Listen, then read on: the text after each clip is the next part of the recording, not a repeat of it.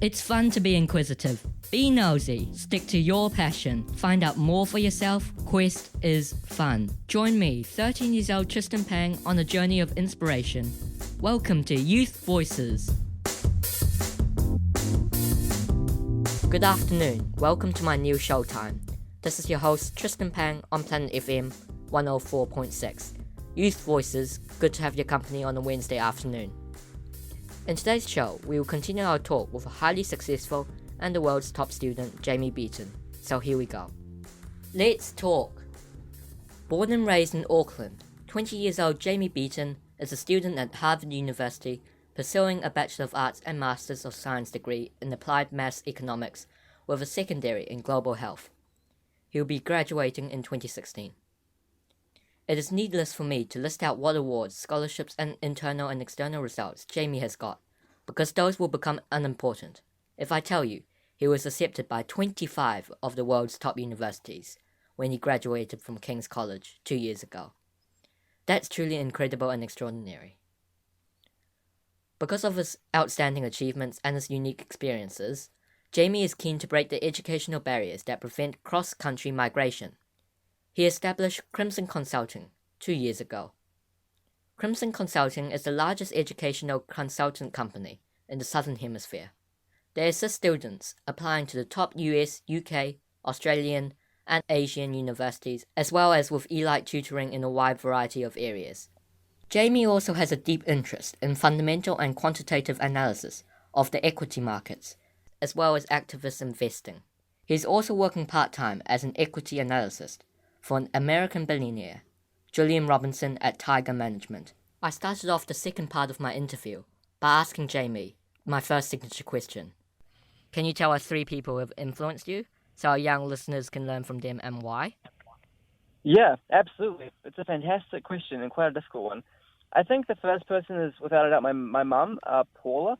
She's really, I would say, now it seems crazy to think about this, but you know, when she was at University of New Zealand, I think, let me do the math here, around 30 years ago now, it wasn't the most common thing, honestly, for a girl in New Zealand through tons and tons of university degrees. But she went out there and she did an MBA, an LLB, a BCom, a chartered accountant degree.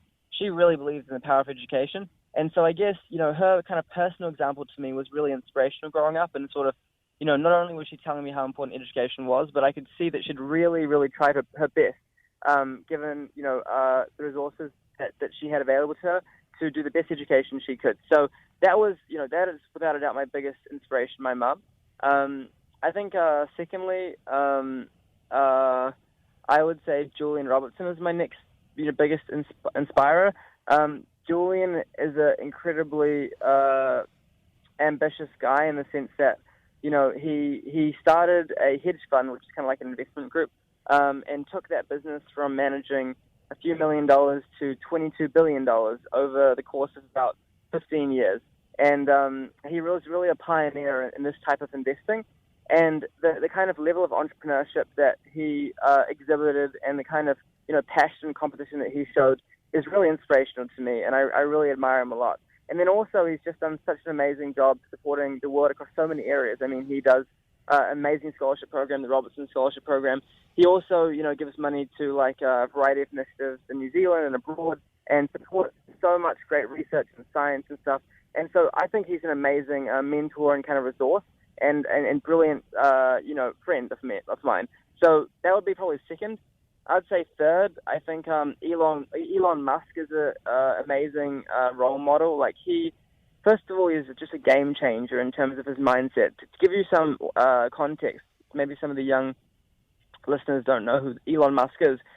Elon Musk, he went to a great US university. I think he went to Wharton Business School, and he started a company called Tesla, which provides electric cars. And so he was really a game changer in electric car technology and battery technology, things like that. And he also started a company called SpaceX, which is the world's first private space company. And so he's launched multiple satellites to space. And, you know, he's just really trying to conquer some of the problems that no one else has the motivation or courage to try and tackle. And he's done an amazing job with it. So I love the way nothing scares him. Well, probably things do, but he just jumps on them anyway. and does all he can to lead change. So I think he's kind of like a modern day Iron Man in the way he approaches the world. I think he's quite the rock star. So I love him. I think he's a great mentor to a lot of people. That's marvelous. So it's your mum, Gillian Robinson, and Elon Musk. So now, my second signature question is, can you share with us something that you've heard or read that really inspired you? That's a very, very good question. Let me think. So I think in terms of something that really, really inspired me, I would say one of the most inspiring things that I read was, along the same vein, Elon Musk's biography. He recently released a book kind of covering his own personal journey and sort of providing a lot of context behind his family, how he thought about, business and how he thought about his own life and kind of personal development. And the book really is inspirational in the sense that it emphasizes that, these guys and girls who achieve amazing things within their domains, it's not by fluke. They have a goal, they have a game plan, and they really are focused on that. So I am of the belief that usually the people that do best in any domain, whether it's in terms of having a great family, doing well at school, or running a great business, or being a good professor or something, it really comes down to hard work, focus, and strategy. And this book really emphasized that. It made it seem like there's a lot of luck obviously in life, but the people with the most conviction and the biggest drive and the most ability to put in hard hours will usually come out in a pretty good position. So that book was a great resource, and I think I recommend it to a lot of people, whether they're interested in business or just want to do well in life. I think it's a fantastic, inspirational read. Amazing. So we have to Google Elon Musk and his biography. So his biographical book. So thank you for coming onto my show today. I'm sure that we've all been very inspired. Fantastic. Lovely to be here, Tristan. And I think you're doing some amazing work with this. And I look forward to listening to more of your interviews. Jamie won't just keep his success to himself, but tries very hard to lift the education standards of countless students around the world.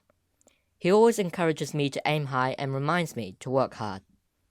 Jamie is such a remarkable person. I really like him. He is obviously a very intelligent person. I can also feel that he's a true leader and a great influencer. He is determined and sociable and can communicate perfectly both in writing and speech. He is interested in education, finance and business. He is also very concerned about the political issues and the people's well-being. Go on, Jamie, our future Prime Minister. If you want to know more about Crimson Consulting, please visit their website, www.crimsonconsulting.org.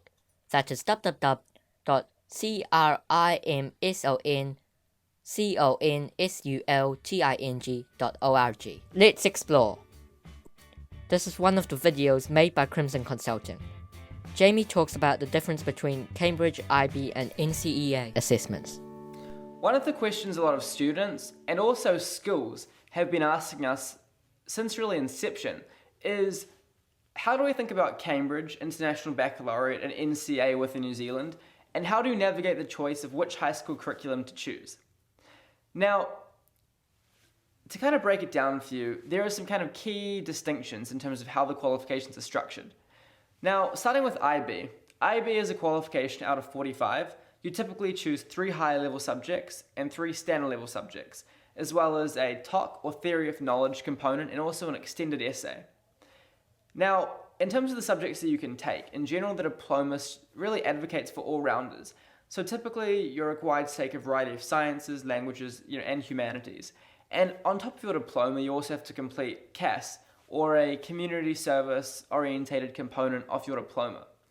Now, IB is something that is phenomenal for some people, but not phenomenal for everyone. And the reason why is that in your last 2 years of high school, you basically have one set of final exams at the end of your entire high school that really determines your final IB grade. So you basically have 2 years of intensive preparation for these final IB examinations. Now, in terms of Cambridge, Cambridge has a lot more flexibility, but typically has less emphasis on the breadth of IB. So, for example, you typically take IGCSE subjects in year 11, AS subjects in Year 12 and A2 subjects in Year 13. Although in general we advocate for a lot of our students to take subjects earlier and to take more subjects than is typically advocated for. Now, you're usually looking at taking 6 subjects in Year 11, 5 to 6 AS subjects in Year 12, and then typically 3 to 4 A2 subjects in Year 13. Now, many of our team have taken many more subjects than that within Cambridge, for example, and the kind of misconception, I would say, is that taking just 3 subjects or 4 subjects and specializing in a particular area isn't necessary, because at the end of the day, you can take as many subjects as you want. And many of the subjects really build upon one another. So Cambridge is a fantastic qualification, just like IB, but it has an emphasis on being more specific and typically is viewed as being more in-depth. But on the other hand, the flexibility can be obtained. Now, the most common qualification in New Zealand is NCEA, which basically manifests itself in NCEA Level 1, Level 2, Level 3, and the scholarship exams, which typically Year 13 students take. Now, again, we advocate for our students to take scholarship exams earlier in general, and what I would say is that NCEA is the most internally focused qualification of the 3. So basically, both IB and Cambridge typically have end-of-year examinations, with IB really being even more intense with all of the exams at the end of your high school. But NCEA really emphasizes consistent internal achievement throughout the school year, building up credits through internal exams, followed by external results. Now, for students who are kind of stressed around exam time, they don't like all of their eggs in one bucket, this spacing out of exams can be quite effective.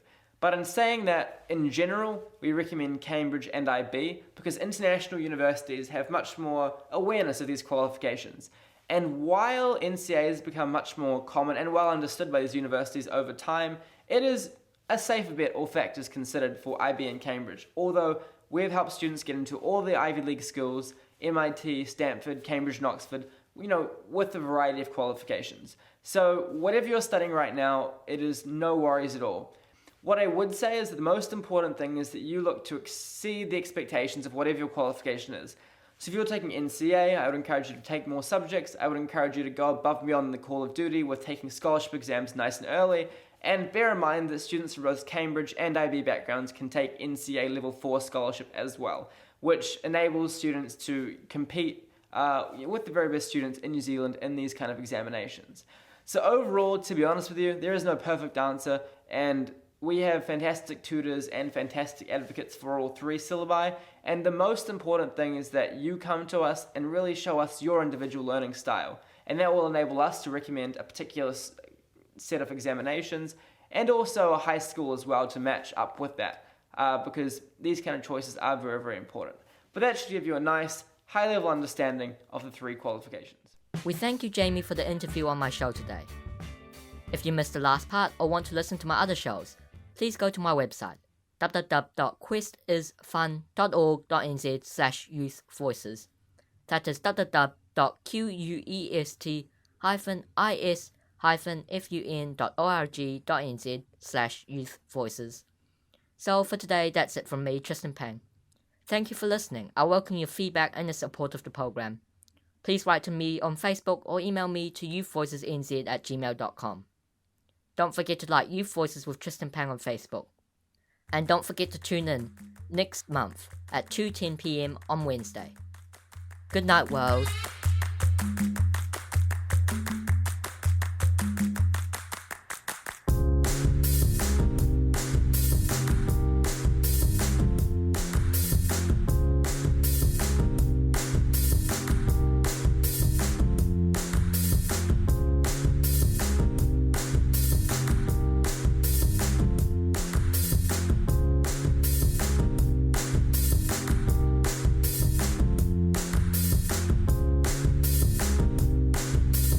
Join me again for another exciting program next month on the first Wednesday at 2:10 p.m. or listen anytime online at planetaudio.org.nz/youthvoices or listen to the archive on my website www.questisfun.org.nz/youthvoices. Youth Voices.